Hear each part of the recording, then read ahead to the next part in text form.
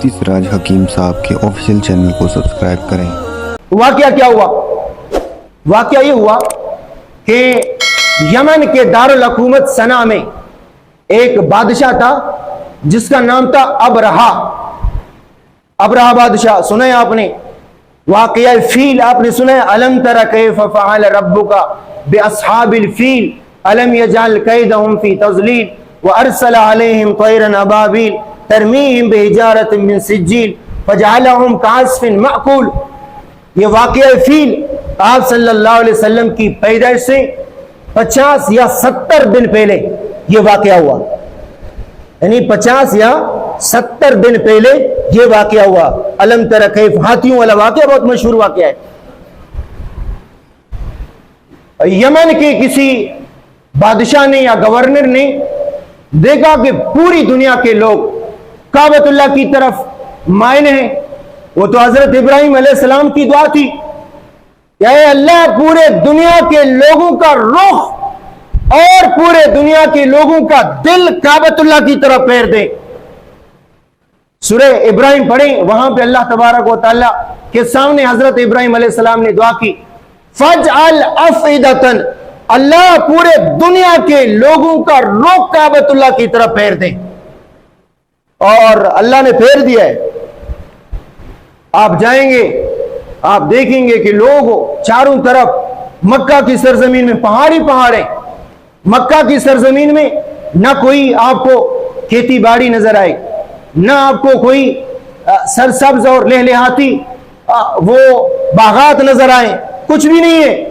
سنگریز پہاڑیں، خشک اور سوکھے پہاڑیں، لیکن کائنات کے لوگ کعبۃ اللہ کے پہاڑوں کو دیکھنے کے لیے، کعبۃ اللہ کو دیکھنے کے لیے دل تڑپ رہا ہوتا ہے، دل بے چین ہو رہا ہوتا ہے، دل بے سکون ہو رہا ہوتا ہے کہ کب کعبۃ اللہ کا دیدار کرو اور کب کعبۃ اللہ کی زیارت کرو۔ ایک مرتبہ جانے کے بعد بار بار آپ کے دل کے اندر تڑپ آتی ہے، بار بار آپ کے دل کے اندر یہی خیال آتا ہے کاش اللہ مجھے بار بار نصیب فرمائے، بار بار نصیب فرمائے۔ حالانکہ کیا سنگریز پہاڑیں، پتھریلی پہاڑیں، سوکھے پہاڑیں، کچھ بھی نہیں ہے، پہاڑوں پر گھاس بھی نہیں اگتی، لیکن اس کے باوجود ابراہیم علیہ السلام نے دعا کی اللہ پورے کائنات کے لوگوں کا دل کعبۃ اللہ کی طرف پھیر دے۔ پورے اور ایسا ہی ہے، لوگ پاگلوں کی طرح کعبۃ اللہ کا طواف کر رہے ہیں کہ دل کے اندر کیا ہے، کیا تڑپ ہے، کعبۃ اللہ کے اندر کون سی چیز ہے کہ اللہ نے اس کے اندر ایسی کشش رکھی ہے کہ دنیا کے لوگ کعبۃ اللہ کی طرف جانے کے لیے تڑپ رہے ہیں۔ سب کو اللہ نصیب فرمائے۔ دعا کرو تڑپ پیدا ہو جائے تو اللہ تبارک و تعالی نصیب فرمائیں گے انشاءاللہ۔ اس کے لیے پیسے کی ضرورت نہیں ہے، اس کے لیے مال و اسباب کی ضرورت نہیں ہے، اس کے لیے دل کی تڑپ کی ضرورت ہے، اور انشاءاللہ آپ تڑپ پیدا کریں گے، اللہ تبارک و تعالی نصیب فرمائیں گے۔ تو کہنے کا مقصد یہ ہے کہ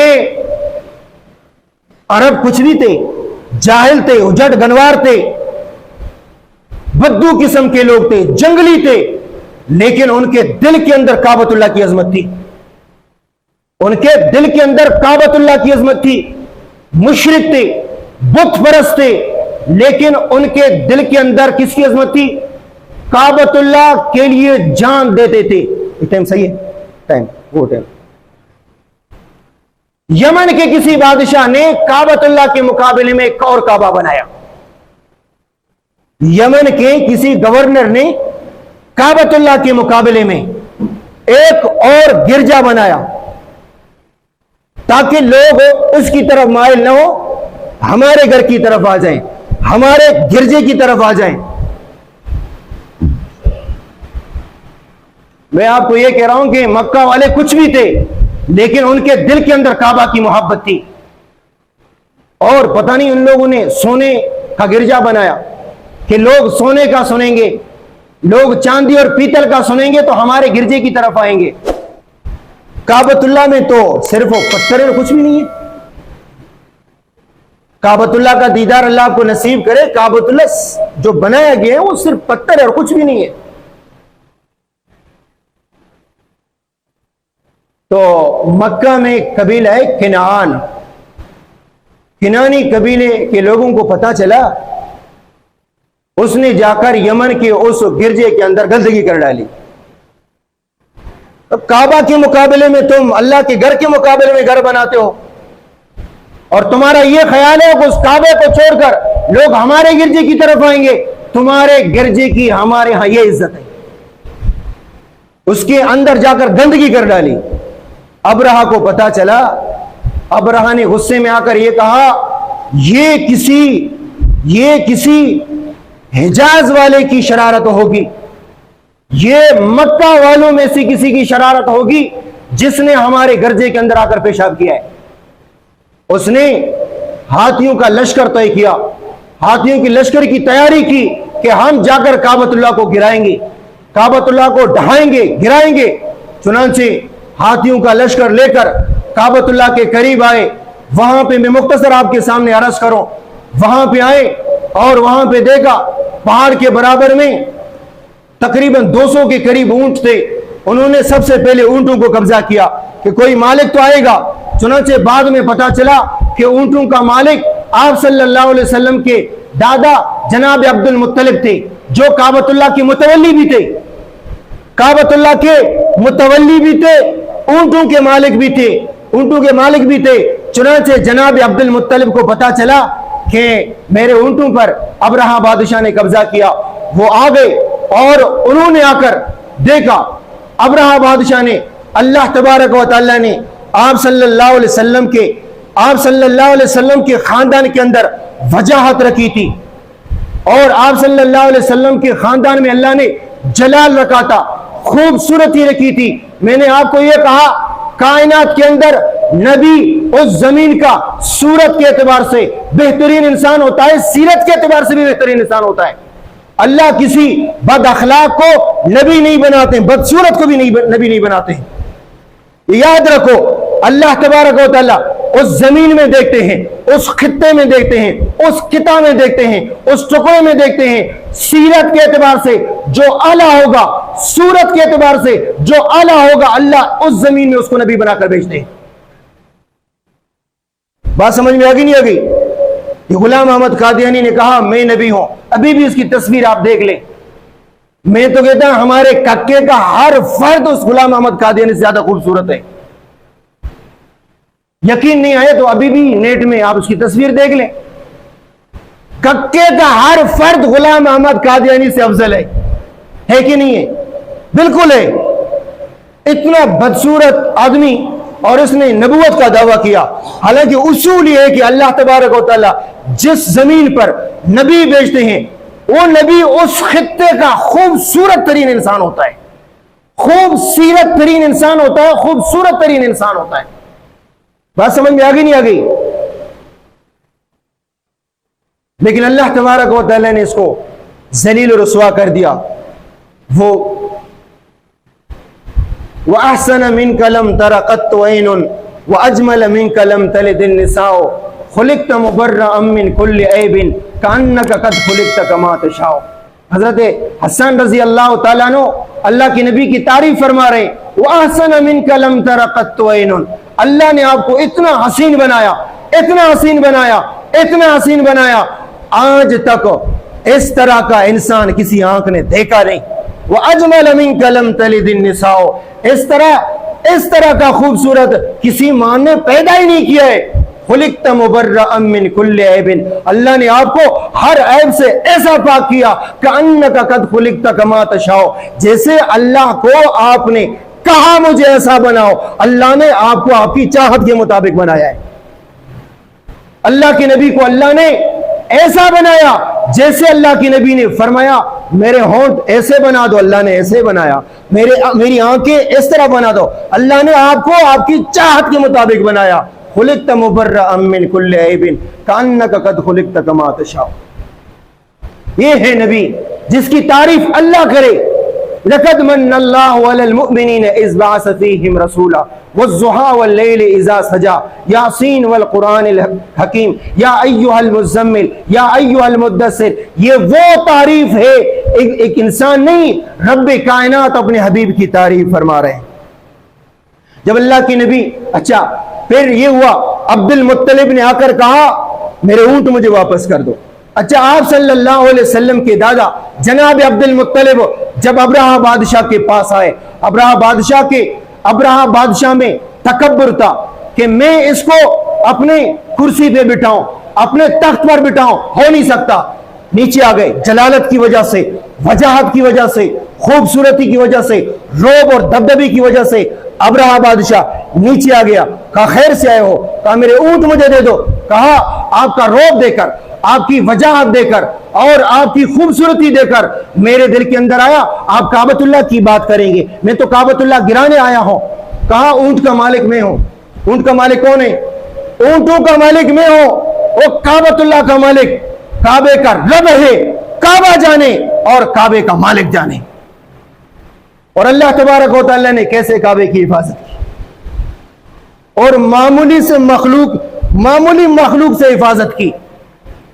اللہ نے چاہیے تو یہ تھا نا، دنیا میں اصول ہے طاقتور کا مقابلہ طاقتور سے، ایسا ہی ہے، طاقتور کا مقابلہ ہوتا ہے طاقتور سے تاکہ صحیح مقابلے کا اندازہ ہو سکے۔ لیکن اللہ کا یہ اصول نہیں ہے، یہ اللہ کا اصول نہیں ہے۔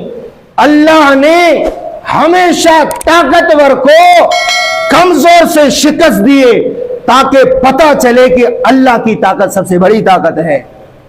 نہیں سمجھے؟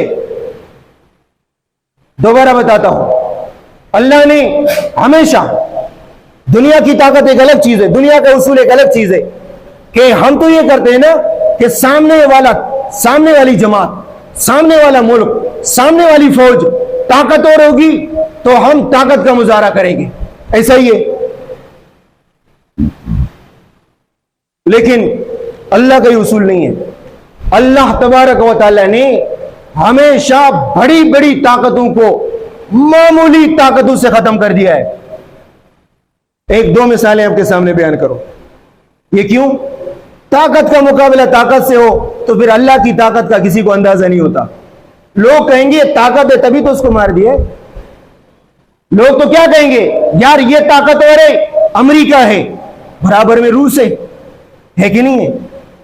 امریکہ ہے، اسرائیل ہے، فلانے یہاں امریکہ ہو یہاں افغانستان ہو، تاکہ اللہ کی مدد کا پتہ چلے گا، پھر ہے کہ نہیں ہے؟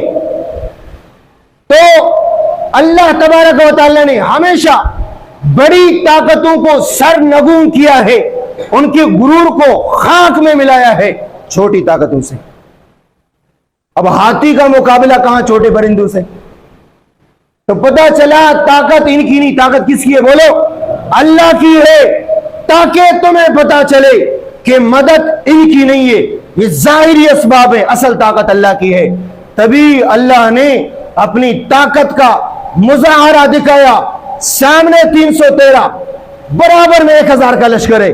بدر کا میدان، اللہ آپ کو نصیب فرمائے، بدر کا میدان ہے، سامنے 1000 کا لشکر، 1000 کا مسلح لشکر، طاقت ہے، فوج ہے، قوت ہے، تیاری ہے۔ کافروں کی تعداد کتنی ہے؟ 1000 ہے۔ مسلمانوں کی تعداد کتنی ہے؟ 313 ہے۔ کتنی تعداد ہے؟ 313 ہے۔ اللہ تبارک و تعالی نے 1000 کے لشکر کو شکست دی ہے، 313 کے سامنے 3 گنا زیادہ کو اللہ شکست دی، اللہ تبارک و تعالی نے شکست دی۔ پتہ چلا بڑی طاقتوں کو سرنگون کرنے میں اللہ کو بڑی طاقت کی کوئی ضرورت نہیں ہے۔ اللہ بڑی طاقتوں کے غرور کو ختم کر دیتا ہے چھوٹی کی چھوٹی مخلوق سے۔ ابابیل چھوٹے پرندے، ان کے منہ میں کنکر تھے، اللہ تبارک و تعالیٰ نے جھنڈ کے جھنڈ بھیج دے۔ اللہ کے پاس کتنی فوج ہوگی، اللہ کے پاس کتنا بڑا لشکر ہوگا۔ یہ سب خزانے کس کے پاس ہیں؟ اللہ کے پاس ہیں۔ تبھی تو ہم کہتے ہیں ہر چیز صرف کس سے مانگو؟ بولو، اللہ سے مانگو۔ اولاد بھی اللہ سے مانگو، رزق بھی اللہ سے مانگو، اور دنیا کی نعمت بھی اللہ سے مانگو، آخرت بھی اللہ سے مانگو۔ پریشانی میں اللہ کے سامنے جھکو، کسی اور جگہ میں جھکو گے ذلیل و خوار ہو جائیں گے۔ یہ پیشانی کا مالک کون ہے؟ پیشانی اللہ نے بنائی ہے، جھکنا بھی اللہ کے سامنے ہے۔ جب انسان کا دماغ خراب ہو جاتا ہے، پھر جھنڈا بھی دیکھتا ہے جھک جاتا ہے، قبر بھی دیکھتا ہے جھک جاتا ہے، گھوڑا بھی دیکھتا ہے جھک جاتا ہے، کوئی بھی چیز دیکھ کے جھک جاتا ہے۔ یہ تو آپ اپنی توہین کرتے ہو۔ اللہ نے آپ کو اشرف بنایا ہے، تو لہٰذا آپ اشرف کے سامنے جھکیں، اعلیٰ کے سامنے جھکیں، اعظم کے سامنے جھکیں، جس نے آپ کو شرف بخشا انسانیت سے۔ تو اللہ تبارک و تعالیٰ نے پورے ابرہہ کے فوج کو نیست و نابود کر دیا۔ اب جب یہ واقعہ ہوا تو دنیا کی نظریں کعبۃ اللہ پر آ گئی کہ اب ضرور کعبۃ اللہ کے اندر کوئی ہستی آئے گی جو دنیا کی تقدیر پلٹ دے گی۔ بارش سے پہلے ہوا آتی ہے یہ خوشخبری دینے کے لیے کہ 5-10 منٹ کے بعد اب بارش آنے والی ہے۔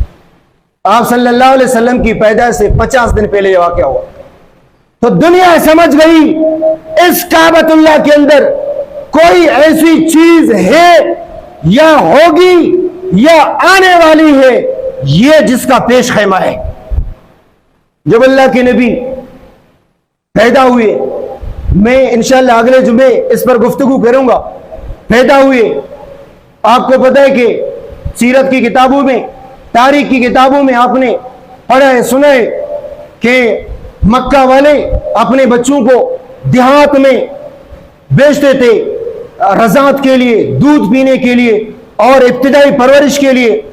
ایک تو یہ کہ دیہاتی ماحول صاف ستھرا ہوتا ہے، اور دوسرا یہ کہ دیہاتیوں کی زبان فیور ہوتی ہے۔ کراچی میں آپ دیکھو بات کرتے ہیں لوگ، ایک بات اردو ہے، ایک انگریزی ہے، ایک سندھی ہے، بات کر رہے سندھی میں، ایک اردو میں، بیچ میں انگریزی بھی گھسیڑ دیا۔ تو جو دیہاتی ہوتے ہیں وہ فیور اپنی زبان بولتے ہیں، وہ آگے پیچھے نہیں نکلتے۔ تو اس زبان کو سیکھنے کے لیے یہ لوگ کیا کرتے تھے، اپنے بچوں کو شیر خواری میں دیہاتوں میں بیچتے تھے۔ اور عربوں کو اپنی شعر و شاعری بھی تو بڑا ناز تھا، شعر و شاعری لکھ کر کعبۃ اللہ کی دیواروں پر مقابلے کے لیے لٹکاتے تھے۔ بہرحال حلیمہ سعدیہ آئیں اور بچے کو دیکھا، کہا بی بی آمنہ میں نے تو دیہاتوں میں اس طرح کا بچہ نہیں دیکھا ہے، میں نے اس طرح کا خوبصورت بچہ دیہاتوں میں نہیں دیکھا، کیونکہ میں دیہاتی ہوں، دیہات سے آئی ہوں۔ آمنہ کہتی ہیں، بی بی آمنہ رضی اللہ تعالیٰ نے کہتی ہیں، ہم نے دیہاتوں میں نے تو شہروں میں اس طرح کا بچہ نہیں دیکھا۔ میں حالت حمل میں جس پتھر کے سامنے سے گزرتی تھی وہ پتھر مجھے سلام کہتا تھا، وہ درخت مجھے سلام کہتا تھا۔ اور عورت کو جو تکلیف ہوتی ہے حالت حمل میں، وہ تکلیف سے میں بالکل مبرہ تھی، مجھے کوئی تکلیف نہیں پہنچتی تھی، اور میں زمین پر پیر رکھتی تھی، زمین پر مجھے پیر رکھنے کا احساس ہی نہیں ہوتا تھا کہ زمین پر پتھر ہے کچھ، زمین کو اللہ نے میرے لیے نرم بنایا۔ تو بی بی آمنہ کہنے لگی، میں نے تو شہروں میں، آپ نے تو دیہاتوں میں نہیں دیکھا، میں نے تو شہروں میں اس طرح کا کوئی بچہ نہیں دیکھا۔ جناب عبد المطلب نے کہا، تم نے دیہات میں نہیں دیکھا، تم نے تو شہر میں نہیں دیکھا، میں نے تو ملکوں کا سفر کیا، اس طرح کا بچہ میں نے بھی نہیں دیکھا۔ اور جبریل امین کہنے لگے، دیہاتوں میں کیا، شہروں میں کیا، اور ملکوں میں کیا، میں نے تو کائنات کا سفر کیا ہے، میں نے کائنات میں اس طرح کا کوئی بچہ نہیں دیکھا۔ اور اللہ تبارک و تعالیٰ فرماتے ہیں، دیہات شہر ملکوں کی کیا بات کرتے ہو، میں نے تو اس طرح کا بچہ بنایا ہی نہیں ہے، ایک ہی سانچہ تھا میرے پاس، وہ محمد کو ڈال کے بنایا، وہ سانچہ ہی میں نے ختم کر دیا۔ کی محمد سے وفا تو نے، تو ہم تیرے ہیں، یہ جہان کیا چیز ہے، لوح و قلم تیرے ہیں۔ اللہ تبارک و تعالیٰ اپنے حبیب کی زندگی پر چلنے کی توفیق عطا فرمائے۔ باقی انشاءاللہ آئندہ بیان سیرت پر اللہ نے زندگی دی، اگلے جمعے بیان کریں گے۔